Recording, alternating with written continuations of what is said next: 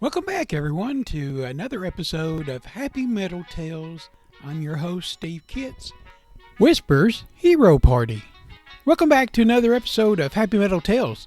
I'm your host, Steve Kitts. Today we have a very special story about gratitude, friendship, and how sometimes the quietest heroes make the biggest impact. This one is about Whisper the Fox, our newest friend in Happy Meadow. Let's hop into it. After Blossom's unexpected tumble into a deep hole near the edge of Happy Meadow, Robby and Benny couldn't stop talking about the fox who had came to race to find them. Whisper, the quiet but quick-thinking fox, had saved the day in ways no one expected. "We've got to tell the others," Robby said excitedly as they made their way back to the big oak where the gang often gathered. "I agree," Benny nodded. "Everyone should know about him." As soon as they reached the oak, the usual crowd was lounging about. Doomsy, the cautious bunny, was nibbling on a clover. Rowdy, the raccoon, was hanging upside down from a branch. And Carrie Ann, the crow, was preening her feathers. Even Brom the bear and Picky the porcupine were there, discussing particular smelly adventure that they had done earlier in the week. Robby and Benny hopped onto a low branch to get attention. "Everyone, we've got news," Robby announced. "A new friend helped save Blossom today," Benny added.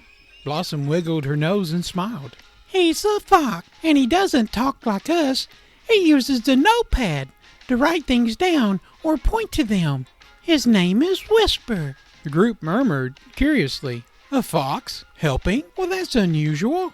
It was then that Ollie the owl, perched high above, blinked slowly and cleared his throat.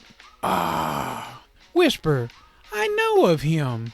Everyone turned their eyes towards the wise owl. "You do?" Blossom asked. Ollie nodded.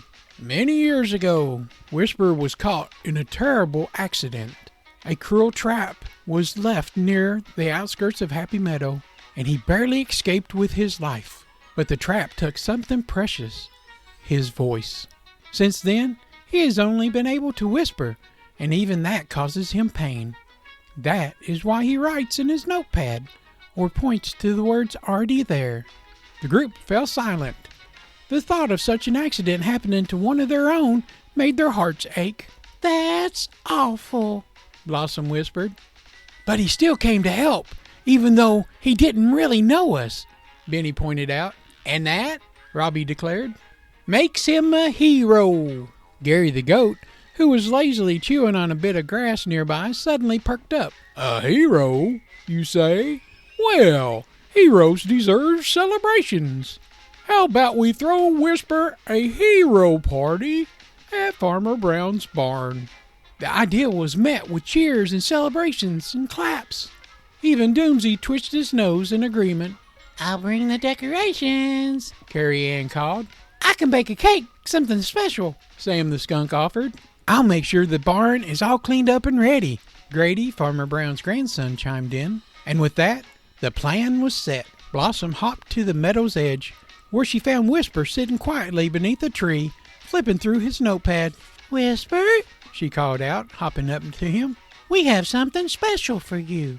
Will you come with me to meet the others?" The fox's ears twitched with curiosity. He hesitated for a moment, then reached for his notepad, flipping to the page that read, "Are you sure?" Blossom smiled warmly. "Of course. You helped me, and now we want to do something special for you." After a moment, Whisper nodded and stood, his tail flicking slightly as he followed Blossom to the barn. When they arrived, Whisper's eyes widened with surprise. The barn was decorated with bright banners. Farmer Brown's animals were gathered to watch, and a table was set with all sorts of delicious treats. Robby and Benny rushed forward. "Whisper, welcome to your party!" Benny grinned and motioned to all the decorations. "This is for you!" Whisper's ears flattened in shock. He quickly flipped open his notepad, pointing to the words, "For me?" Gary the goat chuckled. "Of course for you. You're a hero, whether you like it or not." Everyone laughed, and Whisper, after a moment, let out a sharp whisper of a chuckle too. Blossom stepped forward and placed a small flower on his head. "You're part of the meadow now, Whisper. We're lucky to have you."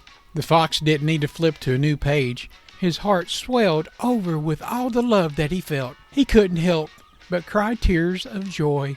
Picky the porcupine was the first to run over to offer him a hug. Whisper thanked him, but held up a hand like a stop sign. Instead, he simply tapped the words, "Thank you," and then the crowd laughed and cheered. Whisper the fox was happy to be part of the group, and with that, the heroes' party began. The end.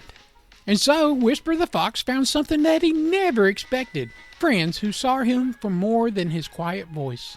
In Happy Meadow, it wasn't how loud you spoke that mattered, but the kindness that you shared and carried in your heart. And